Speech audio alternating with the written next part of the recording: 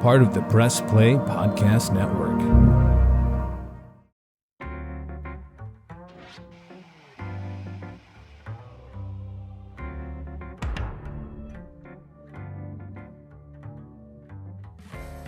Welcome, everybody. It's your old friend, Adam the Bull. And no, today, I am not talking baseball. I'm not talking football.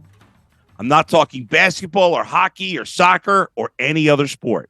For the first time, I am diving into another part of my life that I am passionate about, maybe even more passionate about television than I am about sports. I don't know if that's possible, but at least it's a close second, if nothing else.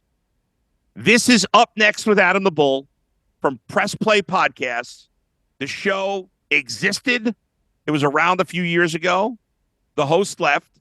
And recently, I talked with my man Chase, who runs Press Play Pods, and we talked about working together. I really like Chase. I like what he does here with his company. It's a great company with some really good podcasts. I'll give some love to more of them later. And I wanted to be a part of it. And so Chase and I agreed that I would take over the Up Next show, which is about television. And as you know, if you know me, if you've been a listener of mine before in the sports world, you know I love talking about television. And now on this show, I can talk nothing else. That's it. I'm here to talk about television with you. So let me talk about some of the things that we're going to do on this show. I'll tell you about the shows I'm currently watching, some things that are coming up next that I'm looking forward to. I'm going to do a top 5 list every week. This week's top 5 list is my top 5 favorite post-apocalyptic television shows.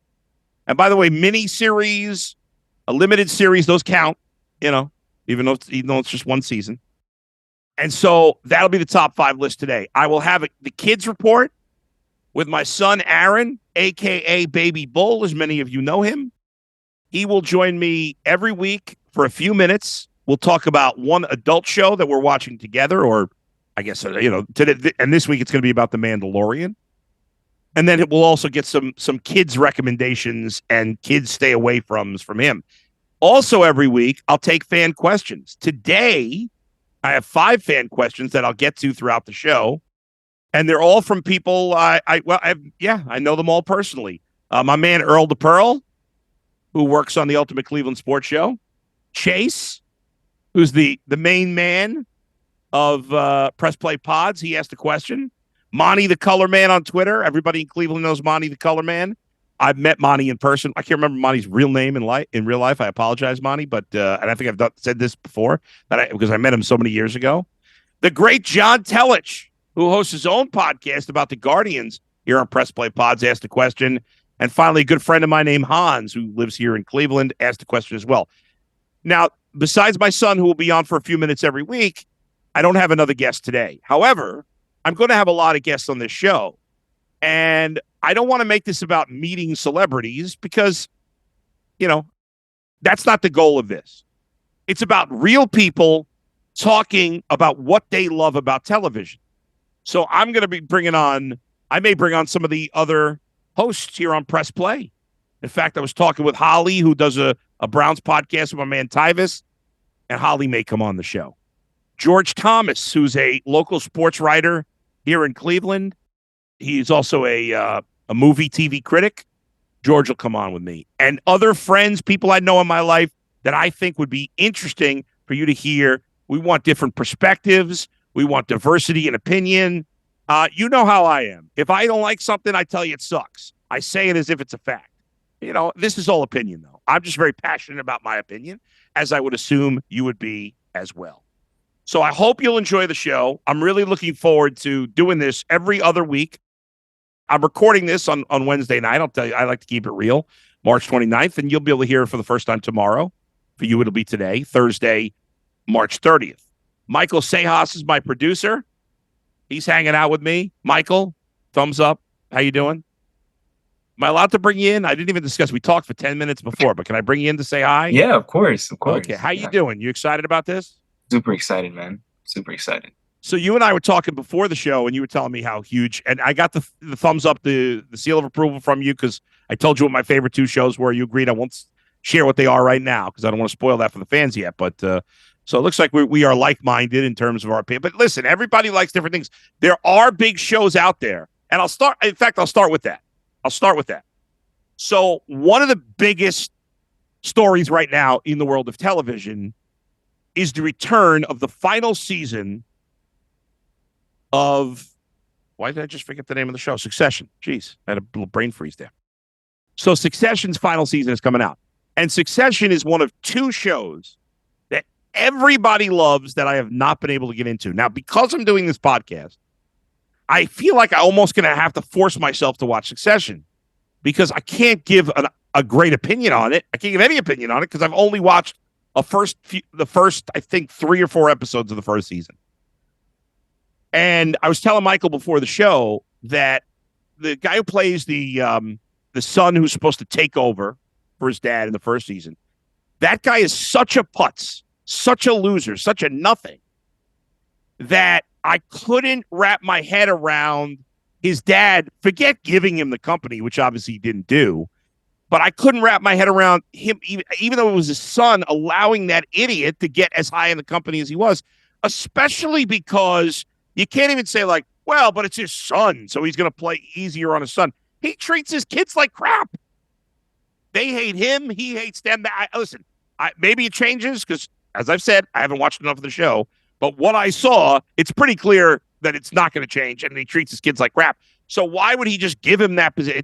It just doesn't make any sense. The guy's a dope. Now, maybe he becomes less of a dope as time goes along. And the more I think about it, I think I'm going to have to force myself. And I say force because everybody loves it. And you're probably like, how can I trust you to talk about TV? I probably shouldn't have started with a show that most people love that I'm saying I don't like. So let's get into some other shows that I think are great and are trending right now. So some hot shows out there. And let's start. And this is actually an answer. You know what? I was going to save all the fan questions for later. But because one of the shows I want to talk about here is an answer to one of the questions, that I'm going to ask the question right now. This question was, again, from Chase. Chase, of course, is the head of Press Play Pods. Now, let me bring up the exact question. Here we go. Chase Smith. I love this question. Chase tweeted at me, and you could always tweet at me, and I will be answering questions every week, like I said, at Adam the Bull. Okay?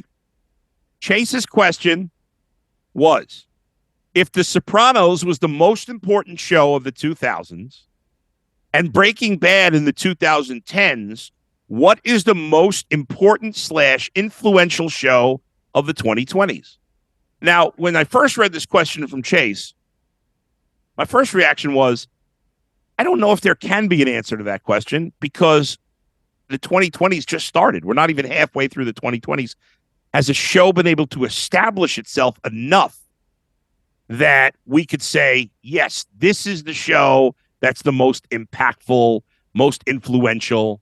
And the more I thought about it, in fact, I did come to a conclusion that there is a show that has been in the 2020. In fact, it started in August of 2020. And to me, this is the most important, most influential show of this decade so far. I got to put that in there, so far. And it's nothing like The Sopranos. Like Sopranos and Breaking Bad, dramas, violence, bad people, action, crazy, great shows. Two of my favorites. But nothing like the show I'm about to mention as the most influential show of the 2020s. And that is a show that just came back last week for season 3. It is Ted Lasso. Ted Lasso on Apple TV. Now, listen, some of you maybe don't have Apple TV. I may talk about shows that you don't have. Listen, I have all the streaming services. I did recently cancel AMC Plus because right now there's only one show I'm watching on AMC, so I'm just watching it on AMC because I do still have cable, even though I really only use it for sports. I think I canceled Peacock too because there's been nothing good on there, in my opinion. Maybe something eventually, but I have everything else, including Apple TV. So Ted Lasso came out, as we all know, in 2020, as I said before, right? What else happened in 2020? COVID. COVID happened in 2020. And COVID hit us at a time where that it led to a lot of depression, a lot of sadness. It led to fighting. We all know. And I'm not going down the road of politics. I have no interest in doing that. COVID led to death, anger, to sadness. And we needed something to pull us out of that. Now, in general, I think most comedies these days are bad. Just my opinion. Many of you know I do not watch network TV. I occasionally will give a new show a chance. To me, network TV is cheeseball, 60-year-old white people TV. I'm not interested. I may be a 50-year-old white guy, but I don't like 60-year-old white guy TV. No offense to 60-year-old white guys. But I don't like that stuff. It's cheeseball. And so I don't watch anything on network TV. Now, occasionally people bring up a show here or there. Not that I never watch network TV, but this show is really going to be about streaming channels. Obviously AMC I watch, and occasionally things on FX. And actually one show I'm going to talk about was the last real show on TNT, originally scripted show. But Ted Lasso made us laugh at a time where we all needed to laugh.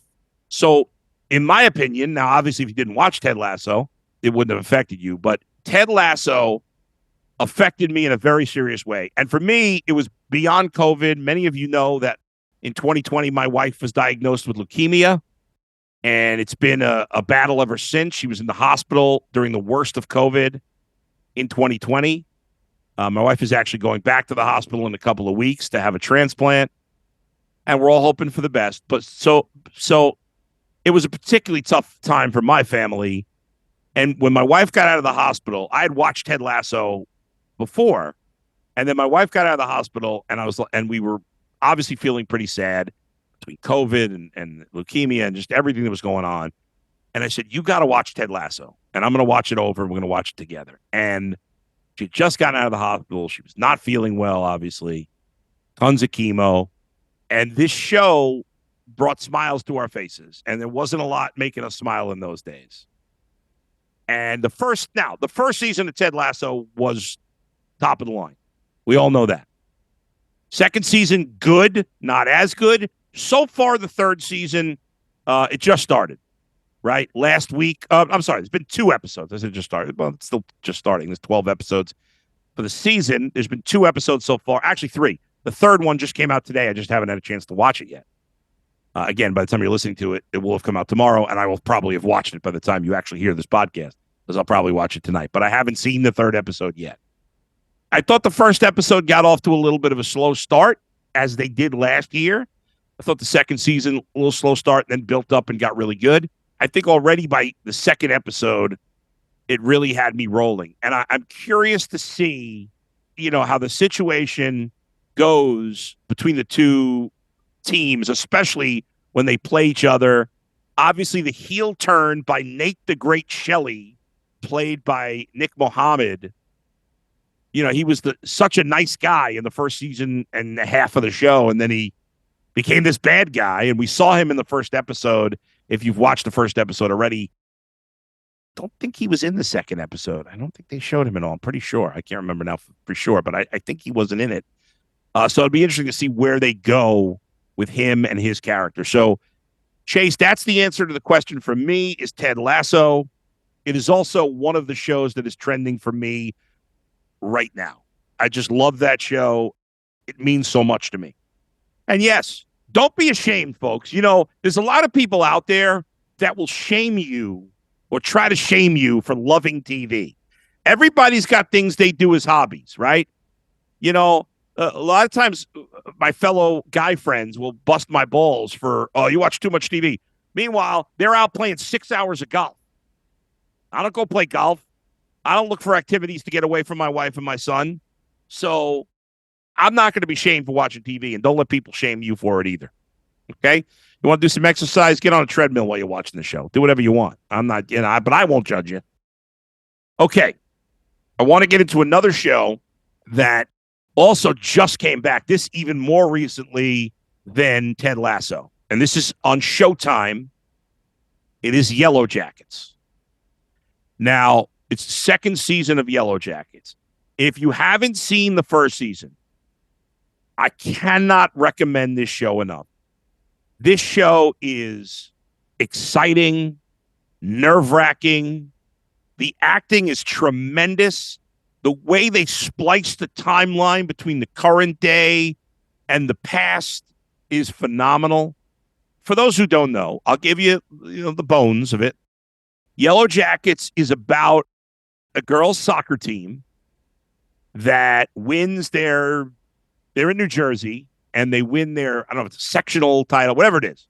And they're going to some national tournament in soccer. They're flying across the country. I believe, if I remember correctly, they're flying to Seattle, I think, somewhere in Washington. There's a plane crash. I'm not giving much away. I think anybody's heard. At this point, if you don't know that part of it, it happens pretty early in the show. You're kind of lost. So anyway, there's a plane crash, and they're in the middle of nowhere. Now, what we learn quickly is that at least some of them survive. Maybe all of them. We have no idea. When in the first season, especially the first episode, some survived. You don't know how many. You don't know who didn't survive. You don't know if anybody didn't survive. The reason you know that is because from the first episode and through the first episode of season 2, which I was just out this past Sunday, they go back and forth on the timeline. So some of the characters are definitely still alive. Others, you're not sure. Now, the young actresses who play the high school girls, I'm sure most of them are not actually in high school, do a magnificent job. Across the board, they do a magnificent job. It's names you probably don't know. If and I had never heard of any of these actresses that play the young girls, but I either mention their names. Ella Purnell plays Jackie. Sophie Nélisse, I think is how you say her last name, plays Shauna. Samantha Hanratty plays Misty. It's interesting because I'm looking at their pictures on a cast list, and some of them look so different than they do on the show, which is not surprising, obviously. And Sophie Thatcher plays Natalie. Well, I don't want to tell you which ones of the characters that are adults because I don't want to spoil that, although you probably should have watched the first season by now. However, 3 actresses that play some of the adult roles are Melanie Linsky, Christina Ricci, who obviously was very famous as a child actor playing Wednesday Addams back in the day. My wife actually went to school, I believe, through high school with Christina Ricci. And Juliette Lewis, who, of course, was a big star 25 years ago. And she's still doing, not as big now, but and they all are so good. Melanie Linsky, I would say, is probably the star of the show. By the way, she's from New Zealand. I had no idea that she was from New Zealand. None. No clue whatsoever. She's probably been around for a long time, but I feel like she's really burst on the scene in the last few years. Another show I'm going to talk about later, The Last of Us. You may remember her from The Last of Us. She was in, I think, 2 episodes. She played Kathleen. She was the head of that group of people that were searching for traitors in, was it Kansas City, I think? So she had a small role in those couple episodes, but she's one of the stars, if not the leading star, in Yellow Jackets. She's an up and coming actress that I think is just outstanding. She really is. I'm a huge fan of Melanie Linsky, so check out more of her work. She was in The Shield back in the day as a small part. She's just really good. But there was a movie that I loved her in, and now it's not coming to me. I wasn't planning on getting into it because we're strictly doing TV here and not movies, but wanted to mention it, and I forgot to write it down. But anyway, check out Yellow Jackets. If you didn't know season 2 was starting already, it did start this past Sunday. You can obviously watch it if you have Showtime on your cable system or DirecTV or whatever, or you can stream Showtime. They have a combo package with Paramount Plus, which I have. Some good shows on Paramount Plus. But anyway, and the third show I want to talk about that's trending right now for me is Snowfall. And Michael and I were talking about this before the show. Snowfall is a very interesting show. It's on FX. I always watch it on Hulu the next day, but it's on FX. And I don't watch a ton of stuff these days on FX, but this was a show I came to later. It started in 2017, I think. And It stars, the star of it is Damson Idris, who is Elba Idris's younger brother. And he is, you know what? I'm saying it's his younger brother. I actually don't know that. I just assumed it because I feel like it's an uncommon last name. But I'm realizing now, I'm like, what? Do I know that he's definitely related to Idris Elba? No. What the hell am I talking about? His last name is Idris. And Idris Elba's first name is, I'm an idiot. I've lost all my credibility already in the first episode. In my mind, they were brothers because I was thinking they both had the last name Idris. And of course, I'm lost in the soup on that. Maybe we'll cut that out. I don't know. Nah, don't cut it out. I like to call myself out when I say stupid things. And that was really stupid. I don't know why I thought they were brothers. I have no idea. In my mind, they have the same last name. So obviously I have some serious brain problems. Anyway, it's amazing how many actors and actresses in leading roles in America are not American. I mentioned before that I didn't know Melanie Linsky wasn't American. Neither is Damson Idris. He's from England. I had no clue. He is excellent in this role. Listen, right now the 6th and final season is going on. It's midway through. As I said, you can watch it on FX on Wednesday nights. They put it on Hulu on Thursdays. But he is so great in this leading role. And there's, a very interesting cast around him on this. You have a few other key roles that are played. Let's see. Carter Hudson is the guy who plays Teddy McDonald. He is a very shady CIA agent. Damson Idris plays Franklin Saint. He's eventually becomes the kingpin of a drug cartel in Los Angeles, and he starts it at like 17 years old. He's like a super genius who he's like, forget school, I got to make money, and this is where he goes. One of my other favorite characters on the show is Gustavo El Oso Zapata, played by Sergio Perez Manchetta. I'm probably butchering his name, and I apologize. I'd never seen this guy in anything before. It's a really well done show. It should have ended after not ended after season 5. They should have combined, I think, seasons 4, 5, and 6, cut it down to 2 seasons. To me, 5 seasons is the perfect amount. I think the show is going downhill. I'm glad they're ending it. It's still really, really good. The guy who plays Franklin Saint's uncle, Amin Joseph is the actor's name, plays Jerome Saint. I don't remember. It's funny because, I feel like I've never seen this guy in anything. He's big, huge dude, built like a brick, you know what. I mean, he's muscles coming out of muscles. And he's really good in his role. He is newer to acting. I mean, he's 42, and he just started acting less, I guess not that new. He really hasn't it's really been in the last 10 years that he's gotten a lot of work, but it's a lot of shorts, and he wasn't in that much. I don't know if he's had a big role in something that I didn't watch, but I think this is one of his first leading roles. I see him as like a main cast in a couple of other things, but there were things that I never even heard of. Anyway, he's good. The show's really good. It tells the story based very loosely on a true story about the CIA being involved in the drug trade in America to essentially fund wars down in South America. It's beyond shady. Who knows all the details of exactly what happened? I mean, we have some of that information, but the show's fascinating. Again, I would like to have seen it end a little earlier. There has been some nice stuff in the first or second episode of this season. I thought there was some really cool parts where Isaiah John, who plays Leon, and his girlfriend, who eventually becomes his wife, the actress name is Gail Bean, plays Wanda. They go to Africa. They get out of LA. They go to Africa. And I don't know if they actually filmed it I can't remember what country they were in now. I'm trying to think of it. I want to say Uganda, but I can't remember now off the top of my head.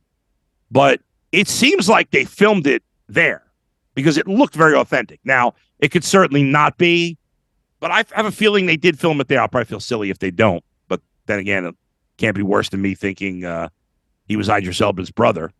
But I like that. I like when these shows go on location for real. The White Lotus, for example, their first 2 seasons. We'll talk about that show another day. A couple other quickies before we move on to the next subject here. So Bob Odenkirk obviously was one of the stars of Breaking Bad, and then he was the star of Better Call Saul. Two great shows, two of the best shows of all time, in my opinion. He was on a new show on AMC that debuted 2 Sundays ago called Lucky Hank. Now, I did not like the pilot. I love him. I did not like the pilot. I have to give it more time because I love him, and I think there's potential there. He plays like a miserable college professor at a third-rate college. So I feel like there's potential. It's got to pick it up, though. I really did not like the first episode. I thought it was boring. Biggest disappointment of the last few months. Season 2 of The Sex Lives of College Girls. Now, I don't know how many of you have seen this show. My guess is that it's a show that probably many of you have not watched. The show was created by Mindy Kaling. It's on HBO Max. And I said before that I don't like a lot of comedies. Well, the first season of this show, it's about 4 freshman girls, women that meet in college. They all come from very different backgrounds. And the show was sweet, heartwarming, funny, inappropriate at times, like in a good way, sexually. And I really enjoyed the first season. And I like Mindy Kaling a lot, who created the show. The first 2 episodes of the second season, in my opinion, were so bad that I could not keep watching the show. And it killed me because my wife and I loved the first season and we were so looking forward to it. And it was like, it was totally different writers. And it felt like a network cheeseball comedy in the second season. And I couldn't watch anymore. Now, if enough people tell me that it picked up, maybe I'll go back to it. My guess is a lot of you have not seen it. What's coming up next? Well, there's a couple of new TV shows that I've got my eye on that are coming out here over the next 2 weeks. One actually just came out today. I obviously haven't watched it yet. Just released. The Big Door Prize on AMC. I think this show has a lot of potential. It does have good reviews right now. I'm seeing 86% on Rotten Tomatoes from the critics and 100% from the audience. I saw the preview. Here's where I'm a little torn. I saw the preview. It looked like it had a lot of potential. I didn't think the preview was great. The preview didn't want to make me watch it. What did make me want to watch it is I'm a huge fan of the lead actor, Chris O'Dowd. Chris O'Dowd's from Ireland. Unlike the other actors we talked about earlier, I knew Chris O'Dowd was from Ireland because he doesn't hide his accent in his roles. You'd know Chris O'Dowd from most is the movie Bridesmaids that came out in 2011. He was the main character, the actress I can't think of who was from Saturday Night Live. Her love interest there, he was a cop in that. And just everything he was in a show on Epix, which is now MGM Plus. Speaking of which, The Godfather of Harlem. I'll talk about that in a couple of weeks because I really like that show. But he was in another show on MGM or Epix before it became MGM Plus called Get Shorty, which was based on the movie Get Shorty with John Travolta, very loosely. He was the same type of character, but the plot, and it was a TV show instead of a movie, but he was so good in that too. I just really like him, so I'm going to give the show a chance. The other thing, of course, that I'm excited to watch, and this is especially for people in Cleveland, there's a documentary on J.R. Smith that's coming out. It's called Redefined J.R. Smith. It's being produced by LeBron James's company, and I'll give you the exact day it comes out. It's going to be on Amazon Prime. It's just a documentary, so it's not a full series or anything. It will be out, let's see, Undefined J.R. Smith, April the 4th. So it's coming up in a few days. So make sure you check that out. I know I'm looking forward to watching it. I'm sure most Cavs fans out there will as well. All right, coming up in a few minutes, I'm going to bring in my son, Aaron, a.k.a. Baby Bull, to give you the kids report. But first, I'm going to take a quick break and grab a sip of water. Everybody take a breath. Recover from my Idris Elba disaster. See, that's why I'm still screwing it up. Recover from that disaster. Keep it moving. When we come back, the top 5 post-apocalyptic shows of all time. I'll give you my top 5. Next, right here, up next with Adam the Bull. Hello, Brooks here with the Books with Brooks monthly book club podcast. Here's how Books with Brooks works. We read one book a month, and then we talk about it. Classics like Stephen King's The Shining, debut novels like We Are the Brennans by Tracy Lang, and tons of other compelling, life-changing stories, one book and 1 month at a time. So come read along with us, and then listen in. Welcome everyone to Podcast 616, the official podcast of Earth 616. I am your host, Damon Royster, and I am inviting you to listen and subscribe to this Marvel Cinematic Universe podcast. On Podcast 616, we gather some of today's greatest comedians, writers, and actors to dive deep into all things Marvel, like comic book history and lore, all the interconnected superhero storylines, and of course, who's hot and who's not in the MCU. Honestly, why aren't you listening right now? You have the power to listen to Podcast 616. And as we always say, with great power comes even greater responsibility. Listen and subscribe to Podcast 616 wherever you get your podcasts.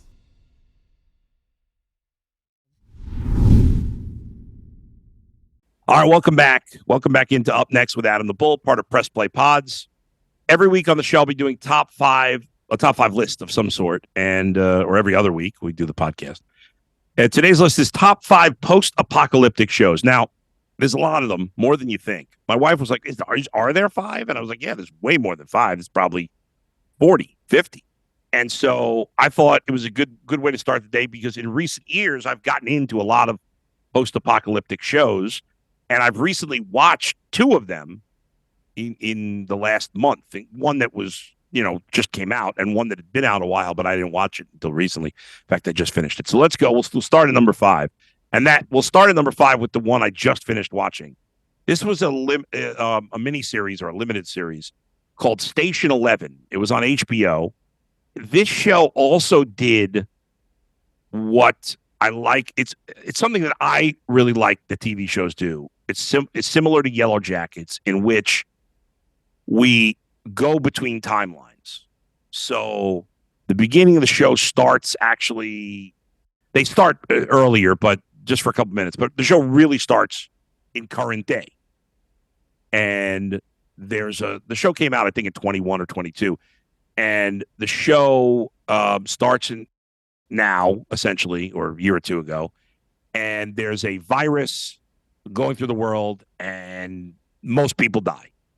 Now, I think part of the reason some people didn't watch this, and maybe the reason I didn't watch it at the time, I talked about before Ted Lasso being what we needed at a bad time in this world, in this country.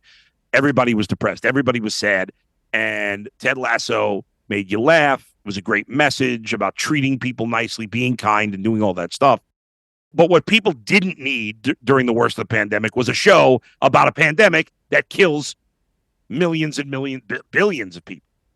And on Station 11, way more people died than died during COVID. And so the world is forever altered. Power's out and all this stuff. So now, a couple of years later, I was looking for something interesting to check out. And I've gotten more into post-apocalyptic stuff because I find it fascinating. And so I watched it recently, and I really enjoyed it. I love the swing of timelines. There's some interesting things you get surprised by. I thought it's mostly, and I'm trying to think about it. I mean, there's really no big actors or actresses in this show. There's only one actor in the entire show. I'm trying to think about it that I've even seen that I can recall in anything else before. And it's, I just got to look up his name real quick. The cast is a lot of newcomers, or a lot of people that I haven't seen around. Maybe you have. I thought it was well done.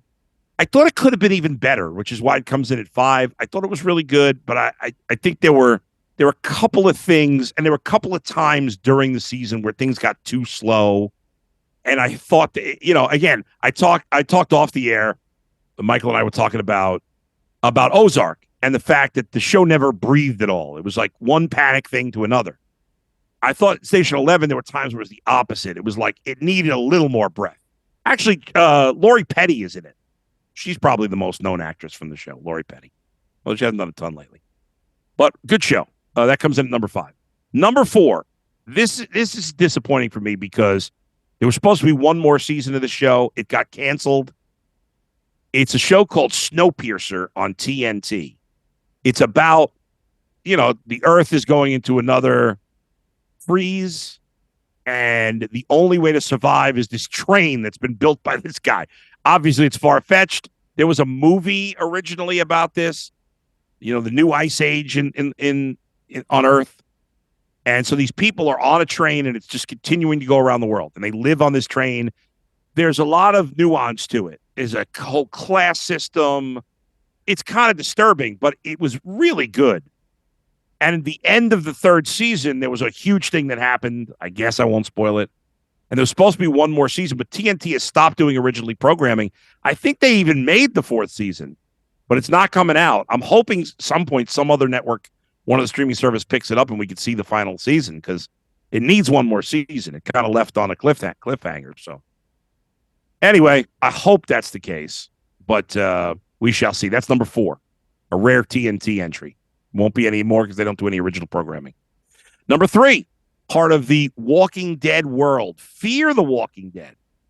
Now, I, in recent years, have really gotten into Fear the Walking Dead. Now, if you're not a Walking Dead person, you're not going to like the top of my list, but Fear the Walking Dead comes in at number 3. What I like about Fear the Walking Dead is it's true to the Walking Dead universe. There are some characters, if you watch Walking Dead but not Fear the Walking Dead, there are characters, including Lenny James, who plays Morgan, who's one of the best characters on either show. Lenny James, another guy who's British. Well, you wouldn't know it based on the way he talks on the show. The reason it doesn't go higher, even though the last few seasons have been great, the first 3 seasons of Fear the Walking Dead were terrible. They were terrible. I probably should have stopped watching it, but I'm glad I didn't, because the show got better. It can be cheesy at times. I'll give you that. But when they brought Morgan onto the show with this one other character, anyway, I can't think of the character or the actor's name, but they brought some life into the show, and it's been really good since. And they are coming up soon with their final season. I want to say in May, the final season of Fear the Walking Dead. There's been a bunch of other spinoffs that are coming out. There's actually 3 new spinoffs of The Walking Dead. Number 2, The Last of Us. Now, Last of Us might eventually be number 1, but right now, small sample size, only 1 season, just recently ended on HBO, first season, 9 episodes. My wife and I were a little bothered by the end of it, but overall, great show, and could eventually be number 1 and pass, of course. I think it's obvious if Fear the Walking Dead is 3, that Walking Dead is the greatest post-apocalyptic show of all time. Obviously, the first 6 seasons were fantastic. A lot of people left the show with the whole Negan situation and everything that happened with that. Although he turned out to be he's a great actor, Jeffrey Dean Morgan, and a great character. But the show picked up, and was late last year was the final season of the original Walking Dead, and there was some satisfying things that happened at the end of it. So that is number 1. But I do think The Last of Us is going to go on a big run here. And maybe will eventually pass Walking Dead, but at this point, you can't say that.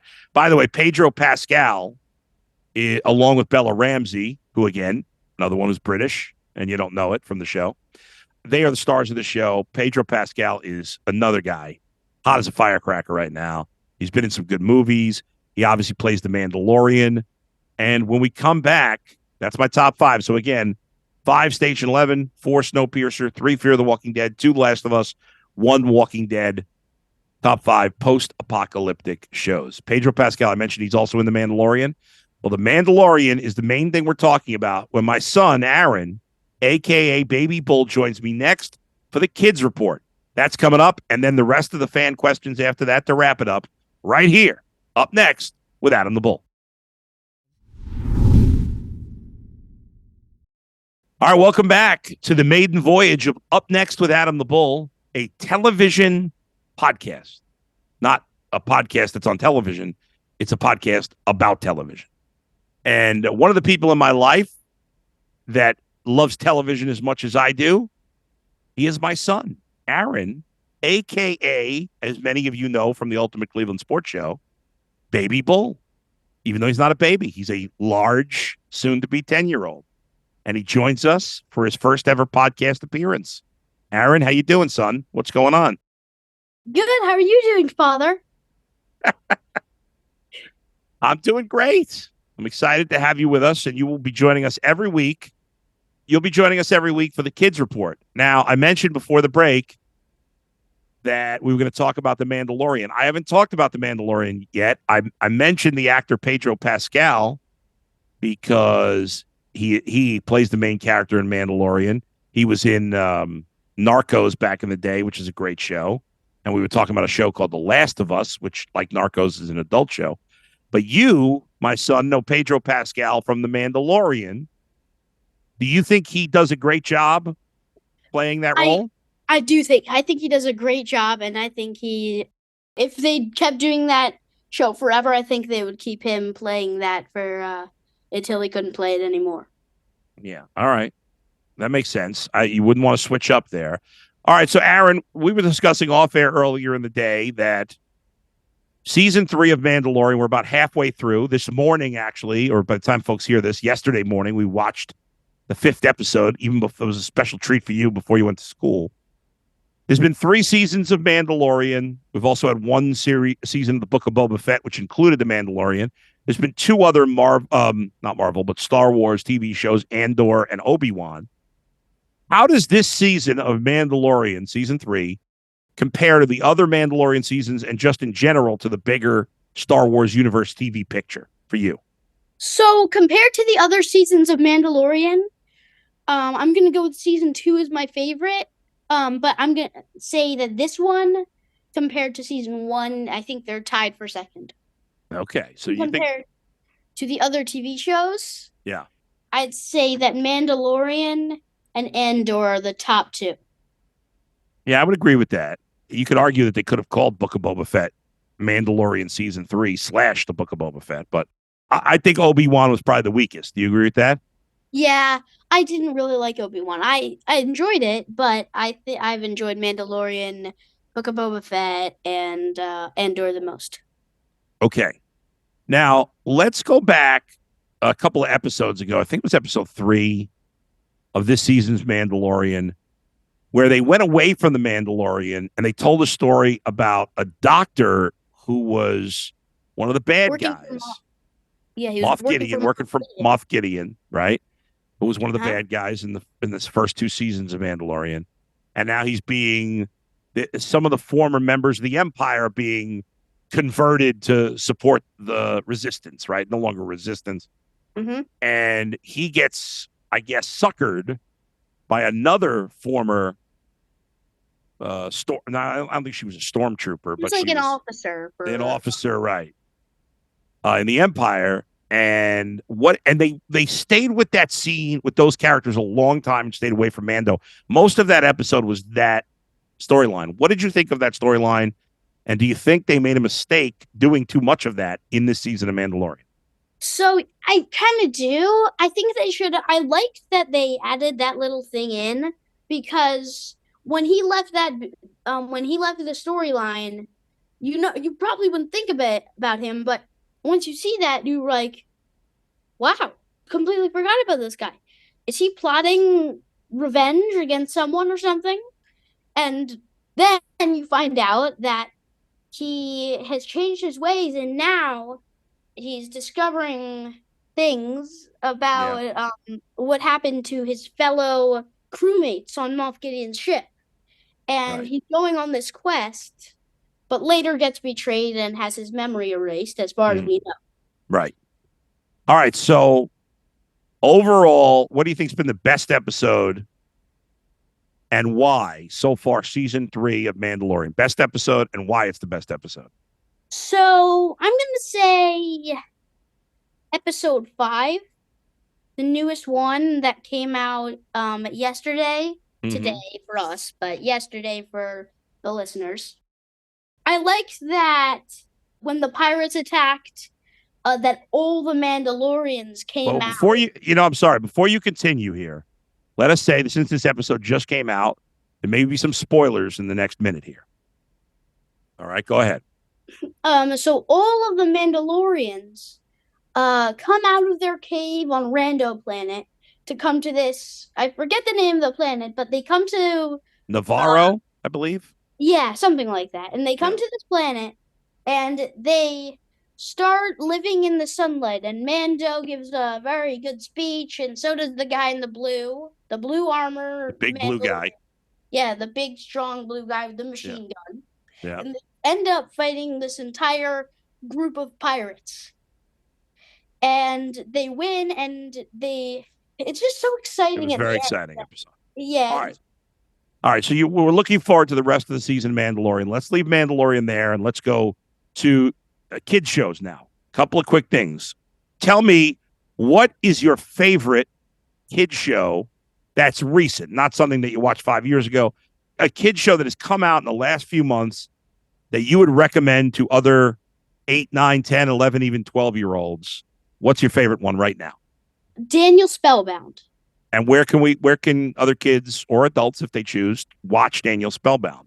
You can watch this show on Netflix. I'm not sure if you can watch it on other streaming services. I'm Probably pretty not. sure it's only on Netflix. Yeah. And so, is this the first season of Daniel? I don't know anything about Daniel Spellbound. Is this the first season, second? What is it? What's the story with it? There are 2 seasons of Daniel Spellbound. In the first season, so I just want you to know that he doesn't actually do any magic by himself. He can't do any magic, and he's actually somewhat anti-magic. Okay, that's odd. But he does hunt for magic for other people, and he refuses to put magic into his body. Mm-hmm. So he does Okay. lots of lore. So there's lots of lore to his name, and that gets talked about in season 2. Well, almost the whole season. So you're enjoying it. Yeah, I thought I've seen the whole thing now, but I thought it was very good. Okay. And So there are 2 reasons why I really like it. okay, tell me. 3, actually.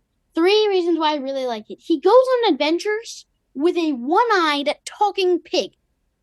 Okay, that sounds like fun. And there are ugly mermaids.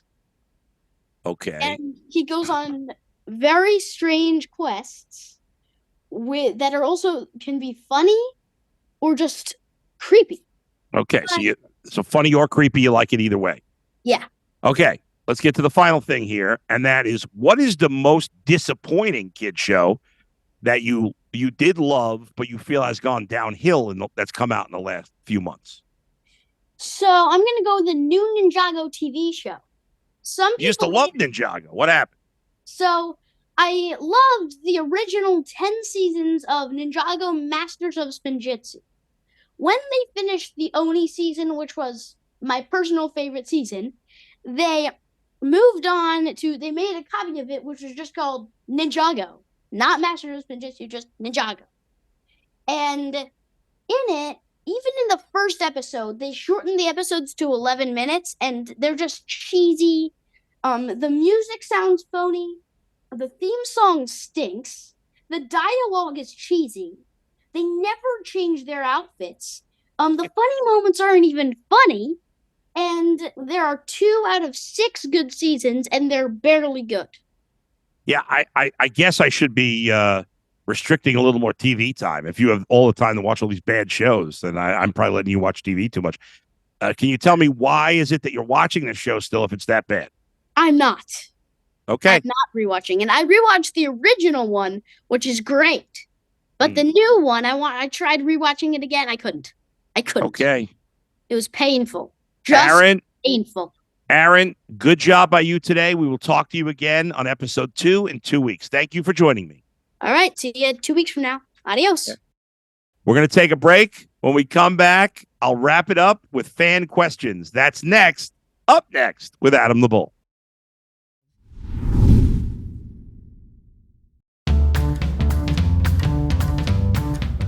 Hey everyone, this is Don Mike Mendoza, the host of Producing While Asian. Join us in Season 2 for more conversations with actors, artists, producers, and more from Broadway, Hollywood, and beyond, every other Wednesday on the Press Play Podcast Network.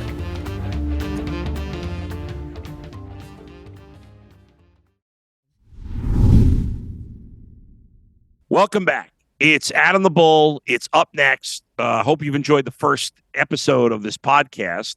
And if you haven't, well, tell me why. If you like it, tell me why. If you don't like it, tell me why.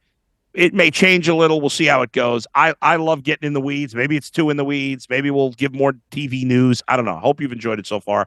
Let me get some fan questions. I already answered a question from Chase, our fearless leader here at Press Play, about the most impactful show of the 2020s. I talked about Ted Lasso and what it meant, I think, here in America, especially to be able to laugh, see somebody be sweet and kind when there's so much meanness and so much ugliness out in the world. My buddy Hans, shout out to Hans. Hans asked me a question. See, we talked about Last of Us earlier. Hans's question was, episode 3 of Last of Us might be one of the best written single episodes ever, agree or disagree, and I do agree. That was the episode, if you watched The Last of Us, that featured the characters Frank and Bill, who meet each other. Played Bill, of course, is Nick Offerman. Murray Bartlett plays Frank. He was actually really good in the Chippendales show on Hulu. And I know guys are so uptight. It's ridiculous. You'll be like, I'm not watching a show about Chippendales. Watch that show on Hulu about Chippendales. It's great. It's based on a true story. Anyway, Murray Bartlett plays Frank in The Last of Us, was on that. That was a great written episode. One of the best of all time. Yeah, I mean, it's great. I don't know. I think I'd have to really think about it a lot more. There's so many things, but I would definitely say it's one of the best of the last few years, Hans. No doubt about it. My man, John Telich, who's been a sportscaster in Cleveland forever. One of the deans, one of the legends, the Hall of Famers of Cleveland. We love him. John Telich, by the way, I don't know. I think I've told the story on the air, but I'll tell it now. A few years ago, we had a power outage here in Cleveland in the summer, and my house was without power for 3 days. John Telich called me, and I'm friendly with John. Like, John and I have never hung out, not for any negative reason, just, we haven't hung out. I didn't know John that well. We'd met each other at games and couldn't have been nicer. Couldn't have been nicer. You cannot find a single human being in Cleveland that has anything bad to say about John because he treats everybody great. This is the story of an amazing thing that he did. So, like I was saying, I knew John, friendly with John, but I didn't know him that well. He calls me 2 summers ago when he hears that I'm without power, and he says, "Would you like you and your family like to come stay at my house?" Okay? I have close friends that have never asked me that. People I've known for years. John Telich called me and invited me, and it was real. It wasn't like he would have no reason to do that if it wasn't a real offer. I was blown away by that. And that even before that, like I said, John was always incredibly nice. And sometimes you meet other people in the media, especially when you're new to Cleveland. I'm not born and raised here, as you all know. Some people could be standoffish. John was amazing from the beginning. I've heard so many incredible stories from other people that I've worked with about, oh, John did this. John took his time. He is a magnificent human being. And that's all. Well, there you go. John's a great guy. His question, are there 3 more reprehensible siblings in TV history than the Roys? Now, as I mentioned earlier, I don't really watch Succession. I've seen the first few episodes. I do feel like I said before, I think I have to force myself to watch the show. If John Telich, the great John Telich, is asking me about the show, I think that's the final straw that I have to watch it now. But John, from the episodes I did see, it'd be hard to find people more reprehensible. However, the father is awful too. The whole family's awful. They're all disgusting. They're all disgusting people. Thank you so much, John, for asking the question. Now, I answered Chase's question already. My man Earl DePearl, who I used to work with at the Fan, and now he's assistant producer on the Ultimate Cleveland Sports Show. Earl asks, is The Wire the best TV series ever? Now, in the next couple of months, I will be doing my top 5 shows of all time, so I don't want to spoil it now. However, I will admit, obviously, that The Wire will be in my top 5 list. I'm just not going to say where it is in that top 5 list. It is obviously a great show. 5 seasons, perfect length. It was never bad. It never had a down season. So I'll answer that question another time, Earl. I apologize. Love you, buddy. Last question. This is a great one, and I wanted to wrap up with this question. Monty the Color Man, of course, who was a character from Major League. There's a real guy behind Monty's Twitter page. For the 15th time, I'll say I don't remember his real name, and I feel terrible about it. And I think I've said this before. He asked this incredible question.